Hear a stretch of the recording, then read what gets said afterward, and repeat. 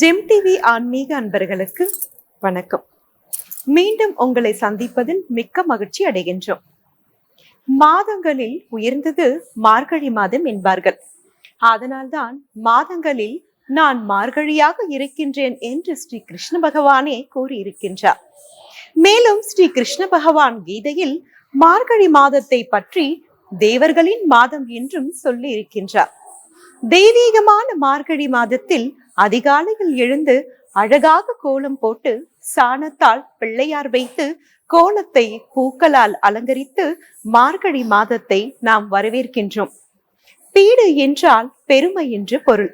ஆனால் நாளடைவில் இந்த பீடு என்ற வார்த்தை மருவி பீடை என்றானது. எல்லா துன்பங்களும் நீங்கி தை மாதத்தில் இருந்து புது வாழ்வு மலர வேண்டும் என பிரார்த்திக்கப்படும் மாதமும் இந்த மார்கழி மாதம்தான். ஆண்டாலும் மார்கழி 30 நாட்களும் பாவை விரதம் இருந்துதானே பெருமாளை மணந்தாள். எனவே இப்படி சிறப்பு வாய்ந்த மாதமாக மார்கழியை பற்றி பரதத்தின் மூலமும் ஆன்மீக சொற்பொழிவு மூலமும் காண இருக்கின்றோம். வாருங்கள் நிகழ்ச்சிக்கு செல்வோம். ஜெம் டிவி நேயர்களே, இனிய காலை வணக்கம். மீனோட ஆமை கேழல் அரிக்குரலாய் முன்னுபிராமனாய் பின்னுபிராமனாய் தானாய் தாமோதரனாய் பற்பல அவதாரங்களை எடுத்து நம்மை உய்விக்கச் செய்த ஸ்ரீமன் நாராயணன் தனது பட்டத்து மகரிஷியான ஆண்டாள் நாச்சியாரை பூலோகத்தில் அவதரிக்கச் செய்து தாம் உபதேசித்த முக்கரணங்களால் தன்னை ஆசிரியிக்கும்படி உபதேசித்த அதை மக்கள் உஜ்ஜீவிக்க எடுத்து சொல்லும்படி அறிவுறுத்த அதன்படி ஆண்டாள் நாச்சியாரும் பூலோகத்தில் அவதரிக்கிறாள். அவதரித்து இந்த திருப்பாவை 30 பாசுரங்கள் எழுதுகிறாள். அந்த 30 பாசுரத்தில் 29 பாசுரத்தில் தான் இடைச்சி பாவனையில் பாடுகிறாள். உடை நாற்றமும் இடை மெலிந்து ஆய்ச்சியர் போலவே தன்னை ஏறிட்டு கொண்டு நடை முடை நாற்றம் என தான் ஒரு ஆய்ச்சியாகவே மாறிவிடுகிறாள். இந்த 29 பாசுரம் வரை 30வது பாசுரம் மட்டுமே ஆண்டாள் நாச்சியார் பெரியாழ்வார் பெற்றெடுத்த பெண் பிள்ளையாக தனது சுயமான ஒரு திருமேனியுடன் 30வது பாசுரத்தை அமைத்திருக்கிறார். இன்றைய பாசுரமான 29வது பாசுரம். சித்தம் சிறு காலே வந்துன்னை சேவித்து பொற்றாமரையடியே போற்றும் பொருள் கேளாய் பெற்றும் மே தொன்னும் குலத்தில் பிறந்து நீ குற்றேவல் எங்களை கொல்லாமல் போகாதே இற்றை பறை கொள்வான் அன்றுகான் கோவிந்தா எற்றைக்கும் ஏழேழ் பிறவிக்கும் உந்தன்னோடு உற்றோமேயாமோம் உமக்கே நாமார் செய்வோம் மற்றையும் காமங்கள் மாற்றேலோரெம்பாவாய். சிற்றம் சிறு காலை.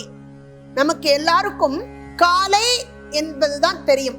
சிற்றம் சிறு காலை என்று சொன்னால் சிறிய காலை அப்படி என்றுதான் நாம் அனைவரும் நினைத்துக் கொள்வோம். ஆனால் சிற்றம் சிறு காலை என்பது நமக்கு மோட்சம் பெற வேண்டும் எனும் ஆசை எப்பொழுது ஏற்படுகிறதோ அதைத்தான் சிற்றம் சிறு காலை என்று சொல்லக்கூடியது. பகவானை பற்ற வேண்டும், பகவானை பற்றி அவனிடம் மோட்சம் பெற வேண்டும் என்று சொல்வதுதான். முதல் 5 பாசுரங்களை அவதாரிகையாக இட்ட ஆண்டாள் அடுத்த 10 பாசுரங்களில் 10 பெண் பிள்ளைகளை எழுப்பி முறையோடு பற்ற வேண்டும் என்று நந்தகோபன் இல்லத்து வாசலில் காவல் காப்போர் அனைவரிடமும் அனுமதி பெற்று நந்தகோபன் யசோதை பலராமனை அறுதியிட்டு நப்பின்னையை அறுதியிட்டு கிருஷ்ணனிடம் மோட்சம் எனும் பறையை கேட்டு கிருஷ்ணனும் தருவதாக சொல்லி நோன்பு நூற்பதற்கு உண்டான உபகரணங்களை அளித்து கோபியர்களுடன் அவர் அமுதும் செய்து இதோ அவர்களுக்கு மோட்சத்தை தருகிறேன் என்று சொல்லிவிட்டார். அப்படிப்பட்டதான பாசுரம் இன்று. மோட்சம் என்பது எப்படி தெரியுமா? அதாவது பராசர பட்டர் அவரிடத்தில் மார்க்கண்டேயர் செல்கிறார், அவரை காண வேண்டும் என்று.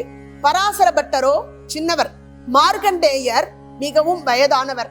அவர் அங்கு போனவுடனே பராசர பட்டரை வணங்குகிறார். என்னை வணங்குகிறேரே, நான் ரொம்ப சிறியவனாச்சே என்று சொல்ல, இல்லை, எனக்கு வயது வேண்டுமானால் அதிகம் இருக்கலாம், ஆனால் மோட்சம் வேணும் எனும் அவா தற்சமயம்தான் ஏற்பட்டது. அதனால் எனக்கு இப்பொழுதுதான் நான் பிறந்தே இருக்கிறேன். அதாவது மோட்சம் வேணும் என்று எப்பொழுது நினைக்கின்றோமோ அப்பொழுதுதான் நாம் பிறக்கவே ஆரம்பிக்கிறோம். அதன்படி பார்த்தால் நாம் உன்னை விட நான் சிறியவர்தான் என்று சொல்கிறார் மார்க்கண்டேயர். அப்படித்தான் ஒரு முறை மார்க்கண்டேயருக்கு பிரளய கலகத்தை பார்க்க வேண்டும் என்று ஆவல்.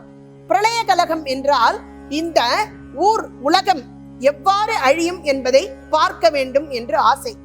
எம்பெருமானை நோக்கி தபஸ் இருக்கிறார்.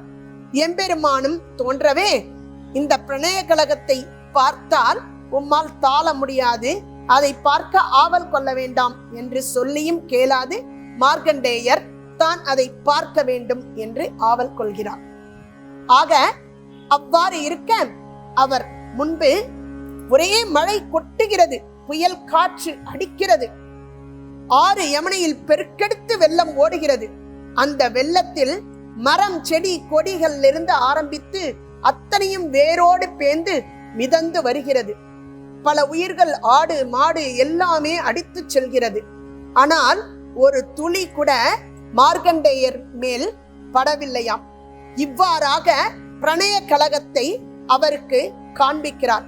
அந்த பிரணய கலகத்தில் ஒரு கிருஷ்ணன், அவர் யசோதைக்கு பிறக்கிறார், மண்ணை உண்ணுகிறார். அந்த மண்ணை உண்ணதை யசோதை கண்டித்து வாயை திறக்க சொல்லி காட்ட, அந்த வாய்க்குள் அந்த உலகம் பேரண்டம் அனைத்தும் தெரிகிறது. அதற்குள்ளும் இந்த பிரணய கலகம் தெரிகிறது. அதற்குள்ளும் ஒரு மார்க்கண்டேயன் இருக்கிறார். இவ்வாறாக பிரணய கலகம் ஓய்ந்து அமைதியாக ஆகிறது அந்த யமுனை. தூரத்தில் ஒரு சிறு இலை மிதந்து வருகிறது. சிறு இலை மிதந்து வருவதை பார்த்த இந்த மார்க்கண்டேயர், ஏதோ இலை மிதந்து வருகிறதே என்று பார்க்க, அந்த இலை நெருங்க நெருங்க அந்த இலை மீது ஒரு குழந்தை படுத்து கொண்டிருக்கிறது. இவர் அதன் கிட்டே செல்கிறார். அந்த குழந்தை பெறலுகிறது. அது பெறலும் பொழுது, எங்கே இந்த நீரில் விழுந்து விடுமோ என பயந்து, பார்த்து பார்த்து பரண்டுக்காத, ஜலத்துல விழுந்துட போற என்கிறார். அந்த குழந்தை இந்த பக்கம் பெறலும் பொழுது பதறி துடித்து, பார்த்து பார்த்து, நீ யாருன்னே தெரியலையே, எங்கேந்து குழந்தை, நீ இந்த இலையில அடிச்சுன்னு வந்திருக்க அப்படின்னு சொல்லும் பொழுது, எம்பெருமான் இங்கா இங்கா அப்படின்னு சொல்லிட்டு சொல்றாராம். எங்கன்னா, உன் உள்ளத்தில் இருக்கக்கூடியவன் தான் நான் என்று சொல்கிறார். ஆனால் மார்க்கண்டேயனுக்கு அது புரியவில்லை. மேலும் புரியாமல் அவர் விக்கித்து நிற்கிறார். ஆனால் கிருஷ்ணனுக்கு வெகு நாட்களாக ஆசையாம். எல்லோரும் நமது ஸ்ரீபாதீர்த்தத்தை வசத்தியாக கொண்டாடுகிறார்களே, அப்படி என்னதான் அந்த ஸ்ரீபாதீர்த்தத்தில் இருக்கிறது, நம் பாதத்தில் அப்படி என்னதான் இருக்கிறது, அதை நாம் பார்க்க வேண்டும் என ஆசைப்பட்டு தனது கால் கட்ட விரலை எடுத்து தன் வாயினுள் வைத்து தானே சப்புகிறாராம். அதன் மூலம் மார்க்கண்டேயருக்கு உணர்த்துவது, நான் உங்கள் அனைவர் உள்ளும் இருக்கக்கூடியவன் என்று. ஆக மார்க்கண்டேயருக்கு கடைசி வரையிலும் புரியவே இல்லை. ஆனால் அவர் பிரணய கலகம் பார்க்க ஆசைப்பட்டார் அல்லவா, அதனால் அவருக்கு பிரணய கலகத்தை நடத்தி காண்பித்தாராம் எம்பெருமான். அதுபோல் உன்னை ஆசைப்பட்டு வருபவர் அனைவருக்கும் நீ அவர்கள் ஆசைப்பட்டது அனைத்தையும் அனுகிரகிப்பாயாமே கிருஷ்ணா. நான் இதோ உங்களிடம் வந்திருக்கிறோம், நாங்கள் அனைவரும் பறை எனும் மோட்சத்தை பெறுவதற்காக என்று சொல்ல, கிருஷ்ணனும் உங்களுக்கு பறை எனும் மோட்சத்தை நான் அளிக்கின்றேன் என்று வாக்குறுதி கொடுக்கிறார். அவ்வளவுதானே, இத்தோடு நான் கிளம்பட்டுமா என்று கேட்க, அப்பொழுது ஆண்டாள் சொல்கிறாள், அவர்கள் எல்லோரும் சொல்கிறார்களாம், எங்கள் எல்லோருக்கும் போரும் கிருஷ்ணா இந்த பறை நீ கொடுத்தால் என்று. ஆனால் ஆண்டாள் சொல்கிறாள், எனக்கு இந்த பறை தவிர இன்னொன்றும் வேண்டும் என்று. கிருஷ்ணன் என்ன வேண்டும் என்று கேட்க, நான் உன்னையே திருமணம் செய்து கொள்ள வேண்டும் என்று சொல்கிறாராம். அதற்கு கிருஷ்ணன் அது எப்படி முடியும்? நீ பறை கேட்டு மட்டும்தானே நீ நோன்பு இருந்தாய் என்று சொல்ல, அதெல்லாம் இல்லை கிருஷ்ணா, நான் உன்னையே திருமணம் செய்ய வேண்டும். அதற்கு நீ அனுகிரகித்தால் மட்டும்தான் நீ செல்வதற்கு நான் அனுமதி வழங்குவேன் என்று ஆண்டாள் நாச்சியார் சொல்கிறாள். ஆண்டாள் நாச்சியார் சொல்றா, கிருஷ்ணா நீ எப்படிப்பட்டவன் தெரியுமா? எல்லோராலும் உன்னை பிடிக்க முடியுமா என்று கிருஷ்ணரிடத்தில் நீ என்னை திருமணம் செய்து கொள்வேன் என்று சொன்னால்தான் நான் இந்த விரதத்தை பூர்த்தி செய்வேன். இல்லை என்றால் உன்னை அடையும் வரை நான் இப்படியே விரதத்தோடு இருப்பேன் என்று சொல்கிறாளாம். கிருஷ்ணன் அவ்வளவு எளிதாக எல்லோருக்கும் கிடைத்து விடுவானா என்ன? அப்படித்தான் ஒரு ஊரில் ஒரு செல்வந்தர் இருந்தார். அவரை யார் எது கேட்டாலும் தானம் வழங்கக்கூடியவர். அவரிடம் யார் எப்பொழுது எது கேட்டாலும் இல்லை என்றே சொன்னவர் கிடையாது. அவரது இல்லத்தை நோக்கி ஒருவன் ரொம்ப வறுமையில் இருப்பவன் பவதி பிக்ஷாந்தேகி என்று பிக்ஷை எடுக்கிறான். அடுத்த வேளை சாப்பிடுவதற்கு கூட அவனுக்கு வழி இல்லை.